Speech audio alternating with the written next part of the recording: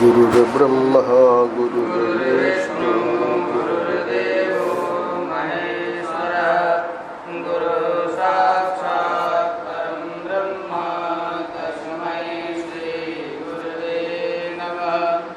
रामं रामानुजं सीतां भरतं भरतानुजं सुग्रीवं वायुसूनुं च प्रणमामि पुनः पुनः।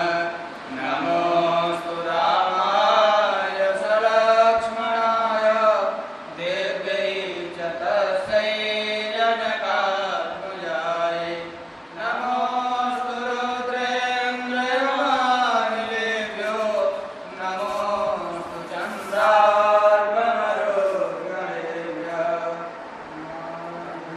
नारायण नारायण नारायण नारायण।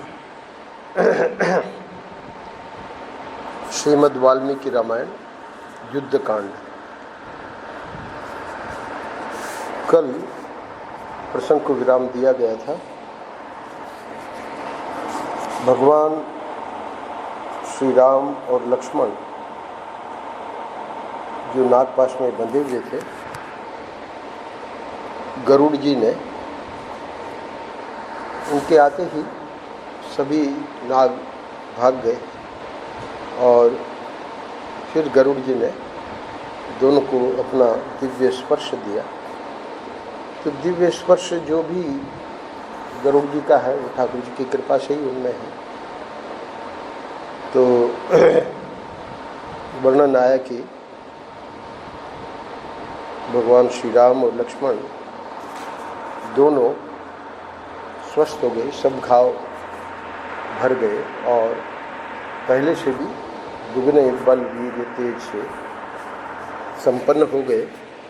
अब इधर जब हर्ष का माहौल बना तो रावण ने पूछा कि तुम लोग शीघ्र ही जाकर इस बात का पता लगाओ कि शोक का अवसर उपस्थित होने पर भी इन सब वानरों के हर्ष का कौन सा कारण प्रकट हो गया।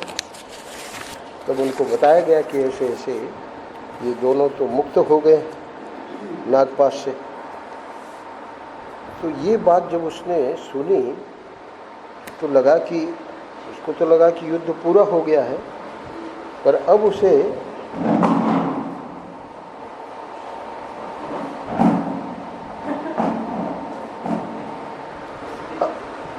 ऐसा लगा कि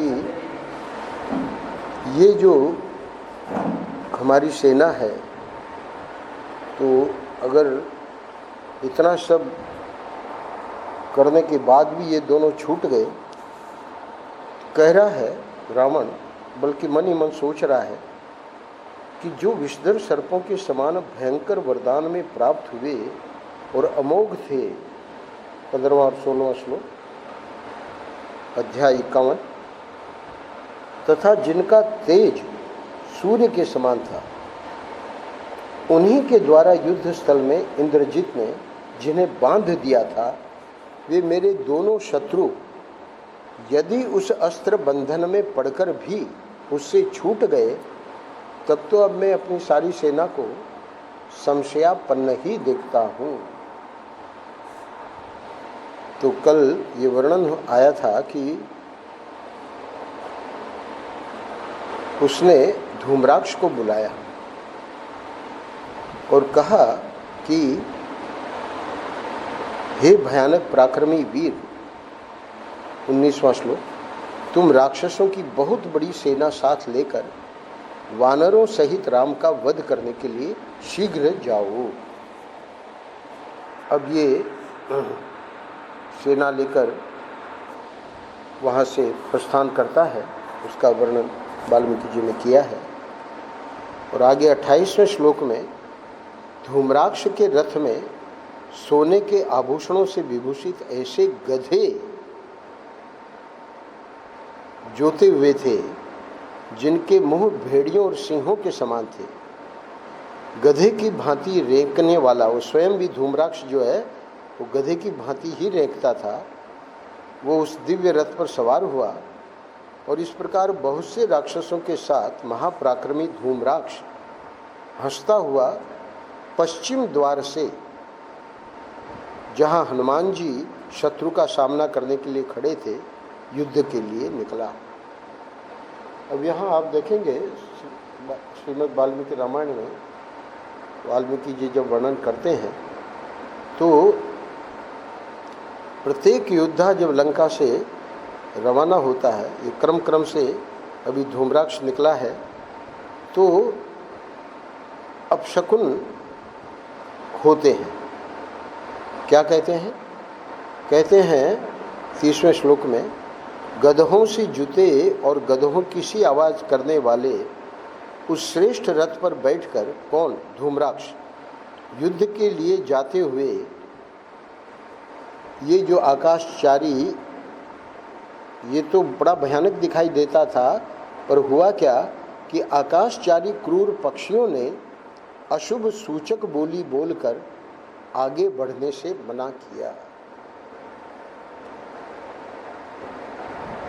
अब ये जो अपशकुन होते हैं, वहाँ रामचरितमानस में भी वर्णन आया है कि निषाद राज, अब भरत कौन है क्या है उसको उनको नहीं पता, तो बाद में एक वृद्ध वहाँ है तो वो बताता है कि शकुन अच्छे हैं, तो इसलिए कोई ऐसा गलत काम हम न कर बैठे, उन पे हमला न करें, पहले पता लगाएं कि भरत किस लिए आए हैं। तो शकुन, शुभ शकुन भी और अपशकुन भी। तो यहाँ वाल्मीकि जी वर्णन कर रहे हैं कि मानो वो जो आकाशचारी क्रूर पक्षी थे, वे अशुभ सूचक बोली बोलकर उसको आगे बढ़ने से मना कर रहे थे। अच्छा, और भी बहुत सारे अपशकुन हुए। तो ये क्या करता है कि राक्षसों के लिए, 35वां श्लोक, राक्षसों के लिए भय देने वाले वहाँ प्रकट हुए उन भयंकर उत्पातों को देखकर धूम्राक्ष व्यथित हो उठा, स्वाभाविक है, और उसके आगे चलने वाले सभी राक्षस अचेत से हो गए। इस प्रकार बहुसंख्यक निशाचरों से घिरे हुए और युद्ध के लिए उत्सुक रहने वाले महाभयंकर बलवान राक्षस धूम्राक्ष ने नगर से बाहर निकलकर श्री रामचंद्र जी के बाहुबल से सुरक्षित एवं प्रलयकालिक समुद्र के समान विशाल वानरी सेना को देखा। अभी लौट तो नहीं सकता था, तो इसलिए व्यथित हो गया, पर आगे वर्णन आवेगा, क्योंकि प्रत्येक योद्धा जब निकलेंगे तो ये अपशकुन होंगे, पर ये थोड़ा कमज़ोर था, तो व्यथित होने के बावजूद भी अब युद्ध तो लड़ना ही है। तो अगले अध्याय में वर्णन कर रहे हैं, भयंकर पराक्रमी निशाचर धूम्राक्ष को निकलते देख युद्ध की इच्छा रखने वाले समस्त वानर हर्ष और उत्साह से भरकर सिंहनाद करने लगे, क्योंकि भगवान राम और लक्ष्मण अब ये दोनों जो है पता लग गया है कि नागपाश से मुक्त हो गए हैं और अब सब में उत्साह आ गया है।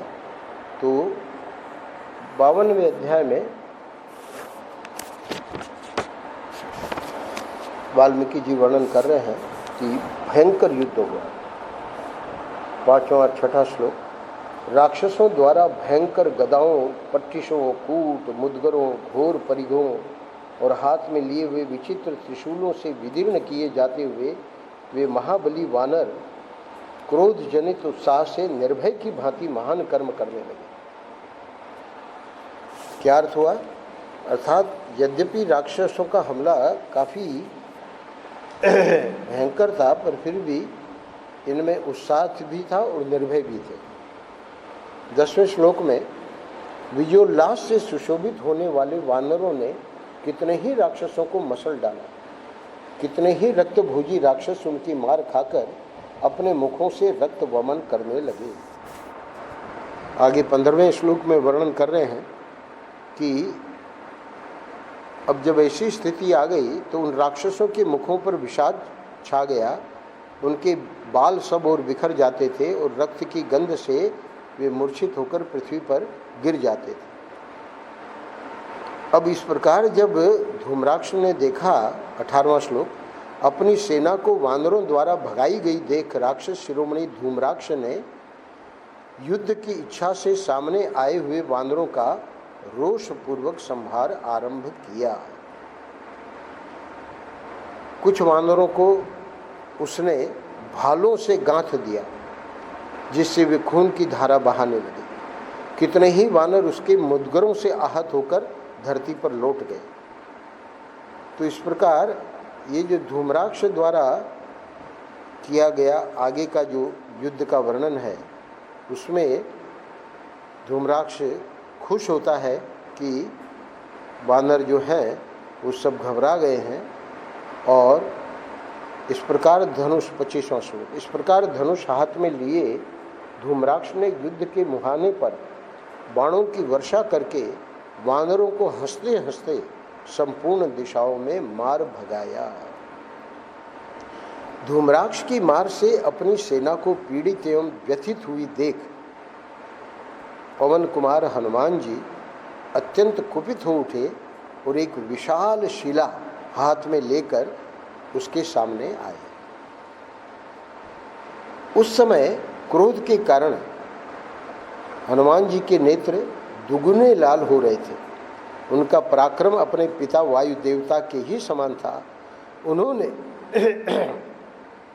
धूम्राक्ष के रथ पर वह विशाल शिला दे मारी। उस शिला को रथ की ओर आती देख धूम्राक्ष हड़बड़ी में गदा लिए उठा और वेग पूर्वक रथ से कूदकर पृथ्वी पर खड़ा हो, यानी अपने को बचा लिया। वह शिला पहिए, कुबर, अश्व, ध्वज और धनुष सहित उसके रथ को चूर चूर करके पृथ्वी पर गिर पड़ी। इस प्रकार धूम्राक्ष के रथ को चौपट करके पवन पुत्र हनुमान ने छोटी बड़ी डालियों सहित वृक्षों द्वारा, सिर्फ धूम्राक्ष ही नहीं, जो आसपास के राक्षस थे उनका भी संहार आरंभ कर दिया, क्योंकि राक्षसों का बल बढ़ गया था। बहुतेरे राक्षसों के सिर फूट गए। हनुमान जी अब अकेले युद्ध कर रहे हैं। सुंदरकांड में आया है कि ये बहुत ही गजब है हनुमान जी का जो युद्ध है। तो वे रक्त से नहा उठे। कौन? जितने राक्षसों को मार पड़ी। दूसरे बहुत से निशाचर वृक्षों की मार से कुचले जाकर धरती पर लौट गए। इस प्रकार राक्षस सेना को खदेड़कर पवन कुमार हनुमान ने अब क्या किया, एक पर्वत का शिखर उठा लिया और धूम्राक्ष पर धावा किया। उन्हें आते देख पराक्रमी धूम्राक्ष ने भी गदा उठा ली और गर्जना करता हुआ वह सहसा हनुमान जी की ओर दौड़ा। धूम्राक्ष ने कुपित हुए हनुमान जी के मस्तक पर बहुसंख्यक कांटों से भरी हुई वह गदा दे मारी। यानी वो जो हनुमान जी ने पर्वत के शिखर को फेंका, उससे तो अपने को बचा लिया, और गदा जो थी, गदा आपने देखा होगा फिल्मों में दिखाते हैं कि गदा में कांटे लगे, तो बहुत संख्यक कांटों से भरी हुई वो गदा हनुमान जी के मस्तक पर दे मारी। भयानक वेग वाली उस गदा की चोट खाकर भी वायु के समान बलशाली कपिवर हनुमान ने वहां इस प्रहार को कुछ भी नहीं गिना। आश्चर्य यह है कि वो जो कांटों वाली गदा थी, तो हनुमान जी ये तो वायुपुत्र है और उनको सब प्रकार के वरदान भी प्राप्त है, उनका कुछ नहीं बिगड़ा। और धूम्राक्ष के मस्तक पर वो जो पर्वत शिखर उनके हाथ में ही था, अभी चलाया नहीं था।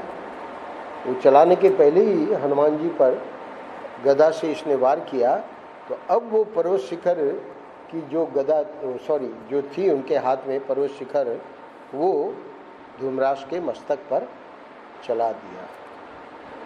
पर्वत शिखर की गहरी चोट खाकर धूम्राक्ष के सारे अंग छिन्न भिन्न हो गए और वह बिखरे हुए पर्वत की भांति सहसा पृथ्वी पर गिर पड़ा। तो यहाँ ये अध्याय 2 श्लोकों में पूरा होता है। धूम्राक्ष का भी गोविंदाय नमो नमः हो गया। धूम्राक्ष को मारा गया देख मरने से बचे हुए निशाचर भयभीत होकर वानरों की मार खाते हुए लंका में घुस गए। इस प्रकार शत्रुओं को मारकर और रक्त की धारा बहाने वाली बहुत सी नदियों को प्रवाहित करके महात्मा पवन कुमार हनुमान यद्यपि शत्रुवध जनित परिश्रम से थक गए थे, तथापि वानरों द्वारा पूजित एवं प्रशंसित होने से उन्हें बड़ी प्रसन्नता हुई। अगले अध्याय में धूम्राक्ष के मारे जाने का समाचार सुनकर राक्षस राज रावण को महान क्रोध हुआ। वह फुफकारते हुए सर्प के समान जोर जोर से सांस लेने लगा। क्रोध से कलुषित हो गर्म गर्म लंबी सांस खींचकर उसने क्रूर निशाचर महाबली वज्र दंष्ट्र से कहा। प्रथम दिन के युद्ध में ही, जो कि रात को भी चला, इसके काफ़ी अच्छे अच्छे लोग मारे गए। अभी धूम्राक्ष को भेजा, वो भी मारा गया। तो वहाँ वज्रदंष्ट्र थे, उनको आज्ञा करता है रावण, हे वीर, तुम राक्षसों के साथ जाओ। और क्या आज्ञा करता है? तुम दशरथ कुमार राम और वानरों सहित सुग्रीव को मार डालो। तब वह मायावी राक्षस बहुत अच्छा कहकर बहुत बड़ी सेना के साथ तुरंत युद्ध के लिए चल दिया। मायावी इंद्रजित भी थे, पर ये जो वज्रदंष्ट्र था उसमें इतना बल और इतना जो जिस प्रकार के वर वगैरह इंद्रजित ने बड़ी तपस्या से प्राप्त किए थे, तो वो सब इसमें नहीं थे। पर फिर भी रावण को लगता है कि ये अवश्य हमारा काम कर देगा।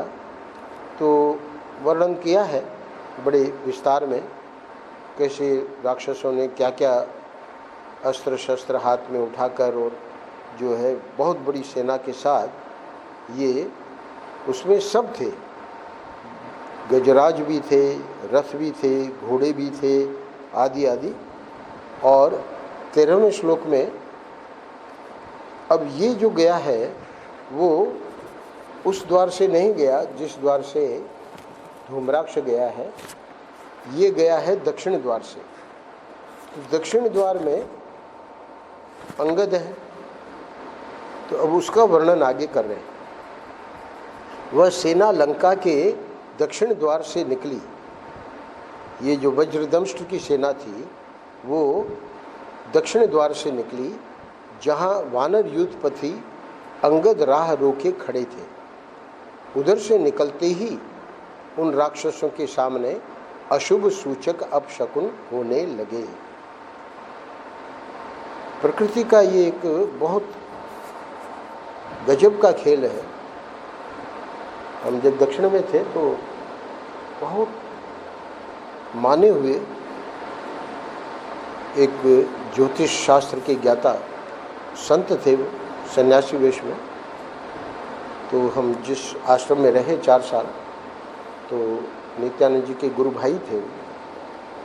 और बाद में हमको पता चला कि दिल्ली के जो इस समय राव करके डॉक्टर राव ज्योतिष के बहुत बड़े भारतीय विद्या भवन में जो हजारों विद्यार्थियों को वहाँ ज्योतिष का ये दिया जाता है दिल्ली में, तो उसके भी संचालक हैं। वो डॉक्टर राव ने उन महात्मा जी की पुस्तक छपवाई, यानी इतना उनका ज्ञान था।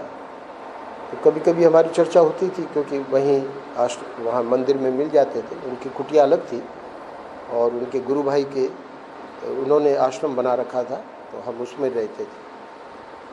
तो उन्होंने ये बात हमको बताई कि पहले जो प्रकृति थी वो संकेत आज भी प्रकृति करती है, पर उसको पढ़ने वाले जानकार बहुत कम हैं।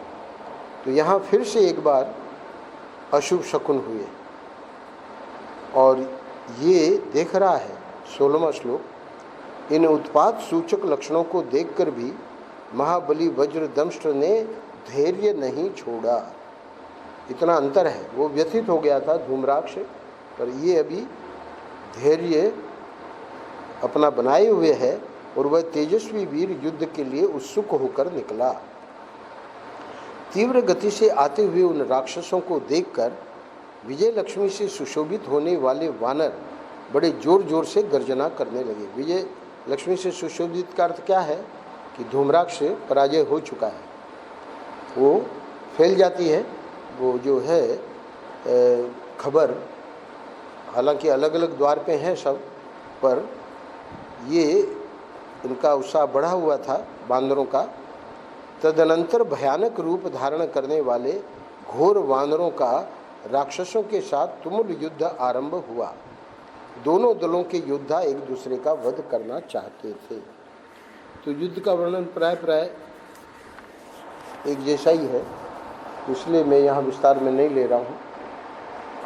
22वां श्लोक। वहाँ रथ के पहियों की घरघराहट, धनुष की भयानक टंकार तथा शंख, भेरी और मृदंगों का शब्द एक में मिलकर बड़ा भयंकर प्रतीत होता था।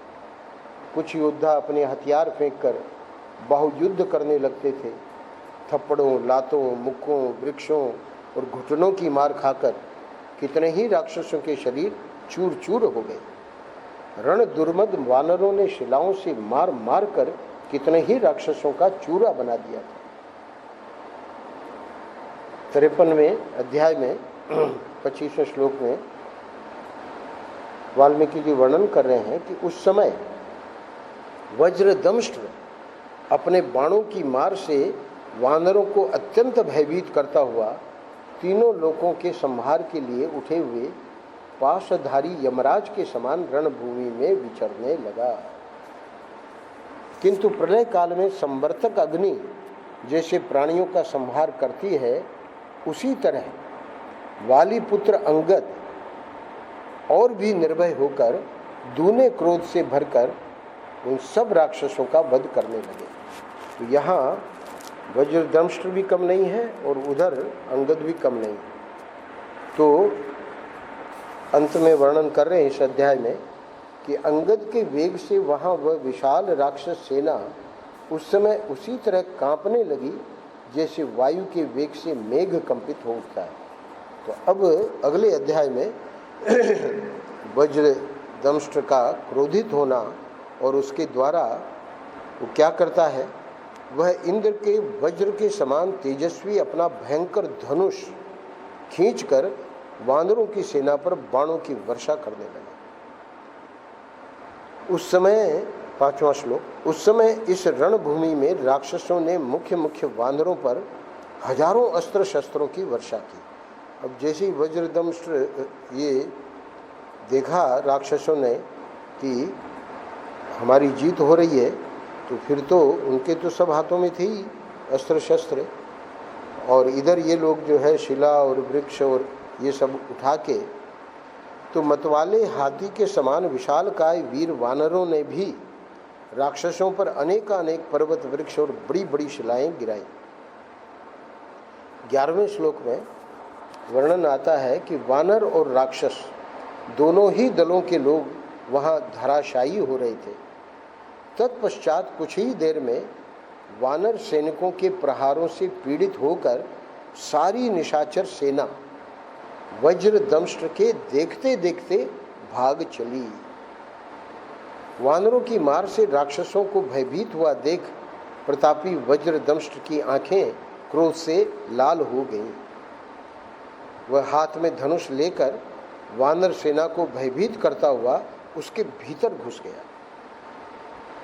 अब वानर सेना के अंदर घुस जाना और फिर बाणों द्वारा प्रहार करना, तो इससे फिर आगे क्या हुआ कि वानर घायल होने लगे और काफ़ी चोट पहुंची वानरों को। उस समय वानरों को भागते देख वाली कुमार अंगद ने अपनी ओर देखते हुए वज्रदंष्ट्र को क्रोधपूर्वक देखा। फिर तो वज्रदंष्ट्र और अंगद अत्यंत कुपित हो एक दूसरे से वेगपूर्वक युद्ध करने लगे। अब क्या होता है कि वज्रदंष्ट्र ने महाबली वाली पुत्र अंगद के मर्म स्थानों में अग्निशिखा के समान तेजस्वी 1,00,000 बाण मारे। इससे उनके सारे अंग लहूलुहान हो उठे।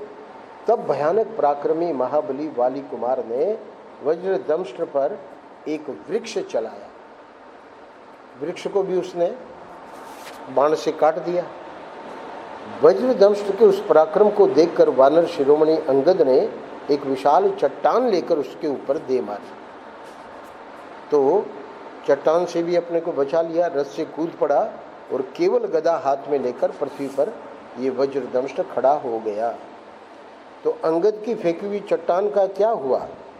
बोले उसके रथ पर पहुंच गई और युद्ध के मुहाने पर उसने पहिए, कुबर तथा घोड़ों सहित उस रथ को तत्काल चूर चूर कर डाला।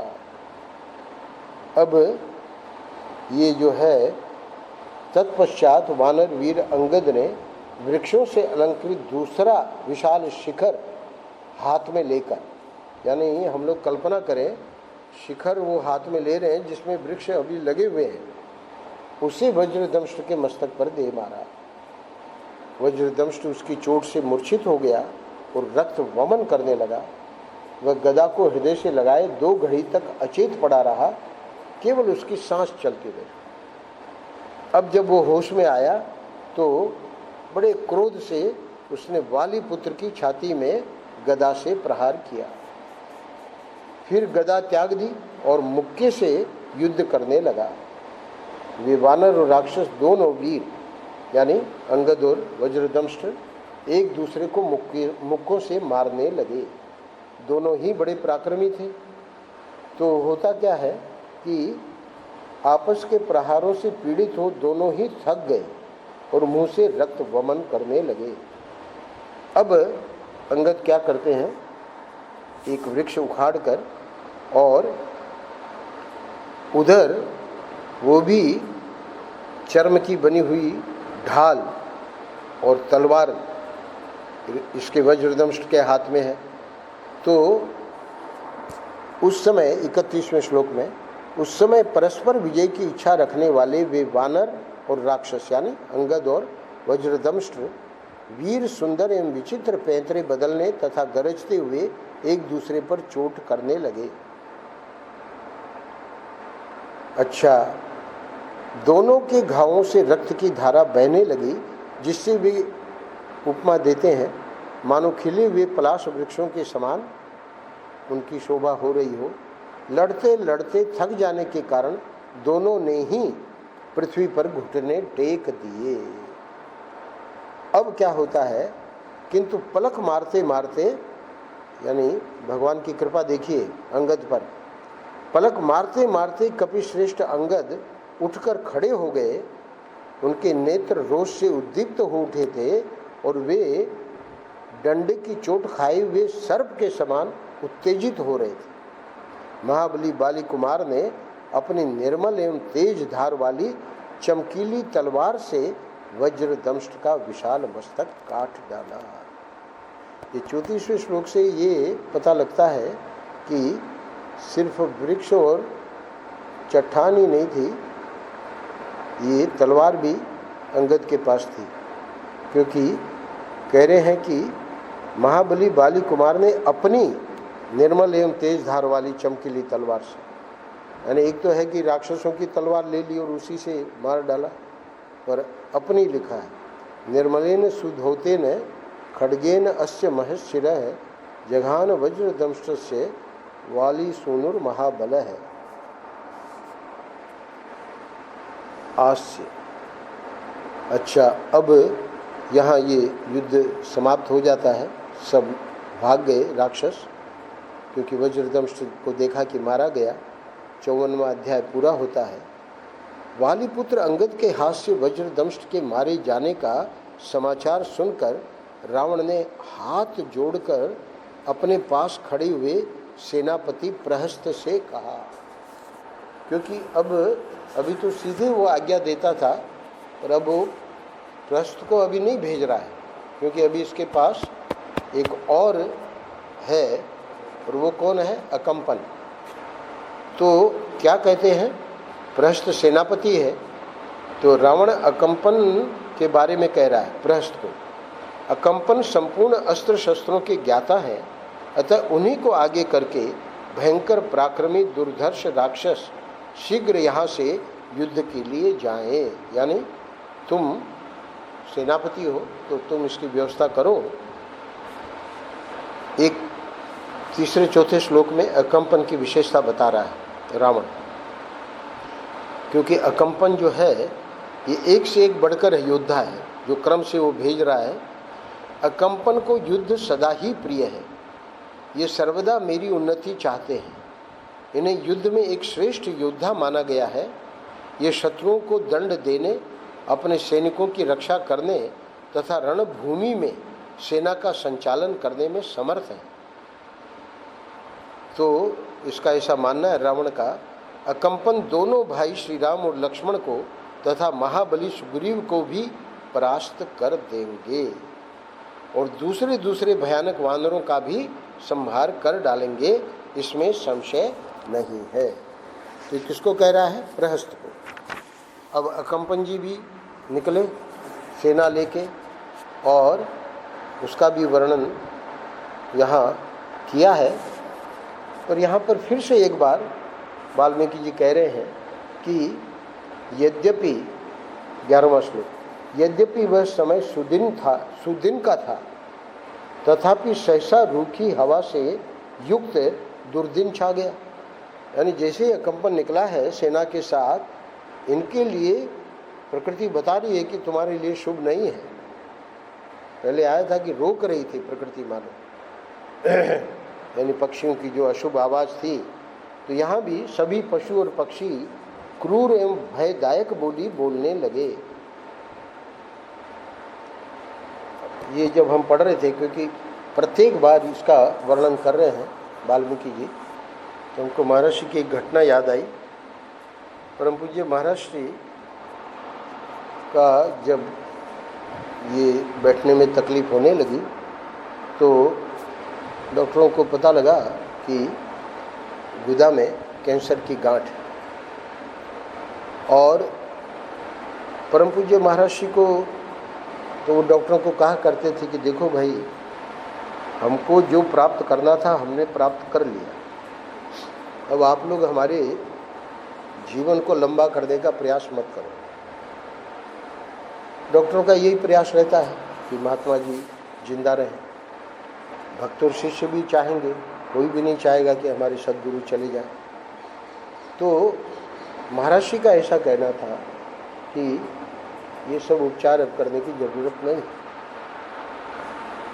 तो जब उनको बताया गया कि ऐसी शल्य चिकित्सा है जिसमें पूरा का पूरा जो कैंसर है वो निकाल दिया जाएगा। अभी सुरेंद्र मुनि का भी ऑपरेशन हुआ, किडनी में कैंसर था, तो जितने भाग में थी वो निकाल दी गई, वो स्वस्थ है। तो उस ऑपरेशन के लिए भी महर्षि ने जब अनुमति नहीं दी तो भक्त और शिष्य लोग बहुत दुखी हो गए। स्वाभाविक है भाई, महर्षि अगर अनुमति दें तब तो डॉक्टर लोग आगे बढ़े। तो कुछ ऐसे भक्त थे जिनका महर्षि आदर करते थे, तो एक दिन कह दिया कि ठीक है हम ऑपरेशन करा लेते। अब मुख्य तो वही थे सरला बिरला और बीके बिरला, तो वे आए, बम्बई में ही थे उस समय। और जब महर्षि का प्रस्थान हुआ, विपुल बिल्डिंग है वहाँ अपना आश्रम है, उसी फ्लैट है। तो यहाँ के जैसे आश्रम तो नहीं होते, बम्बई में होते भी हैं और वो बाहर बम्बई के उपनगरों में है। बम्बई में होना बहुत कठिन है। प्रेमपुरी अध्यात्म विद्या भवन भी है, वो भी बिल्डिंग ही है, आश्रम है। तो जब महर्षि चल रहे थे तो काफ़ी भीड़ थी, लोगों को बड़ा प्रसन्नता थी कि महर्षि ने मान लिया है और अब महर्षि ऑपरेशन के बाद स्वस्थ हो जाएंगे। तो इतनी भीड़ थी और इतनी बारिश थी, और जब वो प्रस्थान किया है महर्षि ने तो फ्लैट तो छोटा ही होता है, लोग एकदम आ गए थे बहुत सारे। खैर वहाँ हॉस्पिटल में भर्ती होके, और पहले ऑपरेशन के पहले दूसरे डॉक्टर देखते हैं कि इतना बड़ा मेजर ऑपरेशन है तो उसके लिए फिट है कि नहीं। तो करीब उस समय 75 वर्ष की उम्र थी। 76 वर्ष में तो शरीर त्याग दिया। उस 75 वर्ष के महाराज श्री के हार्ट की जो स्थिति थी वो डॉक्टर ने बताया कि उस शल्य चिकित्सा के उसके लिए फिट नहीं है, क्योंकि वो मेजर ऑपरेशन है और 50% उसमें रिस्क है। तो इतनी बड़ी रिस्क लेके ऑपरेशन नहीं किए जाते, क्योंकि संभव है जिंदा निकले, संभव है कि मृत शरीर ऑपरेशन से निकले। तो फिर दूसरी जो प्रक्रिया है, तो प्रक्रिया वही कि भाई रेडिएशन वो जो किरणें दी जाती हैं उससे के द्वारा उसका गांठ जो है कैंसर की उसका उपचार किया जाए। तो कहने का मतलब वो जो 2-3 दिन में जो भी जांच हुई और उसके बाद वहाँ से छुट्टी हो गई, क्योंकि बाकी की प्रक्रिया तो अपने आश्रम से प्रतिदिन जाके और किरणें लेके और आना था, तो उसके लिए भर्ती की ज़रूरत नहीं थी। महाराज जी जब लौटे हैं तब उन्होंने एक रहस्य बताया। उन्होंने कहा कि जिस दिन हम निकले शल्य चिकित्सा के लिए, जो भीड़ भाड़ मैंने बताया बहुत ज़्यादा भीड़ थी, तो बोले कि हमारी जो चप्पल थी तो पीछे से किसी ने हमारी चप्पल यानी उसके द्वारा दब गई, एक पाँव उस चप्पल पे पड़ा। खैर वो उसको पता लगा तो उसने तुरंत हटा लिया होगा। तो भीड़ भाड़ में महाराज श्री को अपने शकुन के हिसाब से उनको पता लग गया कि रोका जा रहा है। यानी उन्होंने ये वाक्य कहा कि अगर हम गांव में होते तो हम लौट आते। तो वो हमको घटना याद आई कि हर बार जब ये राक्षस लोग निकल रहे हैं तो बड़े विस्तार में यानी 5-6 श्लोकों में बता रहे हैं वाल्मीकि जी। सुदिन होने के बाद भी दुर्दिन हो गया, पर कह रहे हैं कि अकंपन के कंधे सिंह के समान पुष्ट थे। 12वां श्लोक। उसका पराक्रम व्याघ्र के समान था। वह पूर्वोक्त उत्पातों की कोई परवाह न करके रणभूमि की ओर चला। यानी जब विनाश काले विपरीत बुद्धि, तो अभी जितना आप देख रहे हैं वो कोई भी उसकी ओर अपशकुन की ओर ध्यान नहीं दे रहा है। पहला वाला जरूर व्यथित हो गया था, बाकी अपने को बिल्कुल परवाह नहीं कर रहे हैं। और फिर युद्ध का वर्णन है और युद्ध में ये कैसे मारे जाते हैं और कौन इनको मारता है। हनुमान जी ही अकंपन का वध करेंगे, इसकी चर्चा हम लोग कल करेंगे। और इसके बाद अकंपन के मरने के बाद सेनापति को भेजा। अब जब सेनापति भी इधर ये सेनापति है, उधर नील सेनापति है, तो नील जो है वो प्रहस्त को, तो ये कल सब प्रसंग आ जाएंगे। और इसके बाद रावण स्वयं जाता है। तो 59वें अध्याय में कल हम प्रवेश कर लेंगे। नारायण नारायण नारायण नारायण। श्री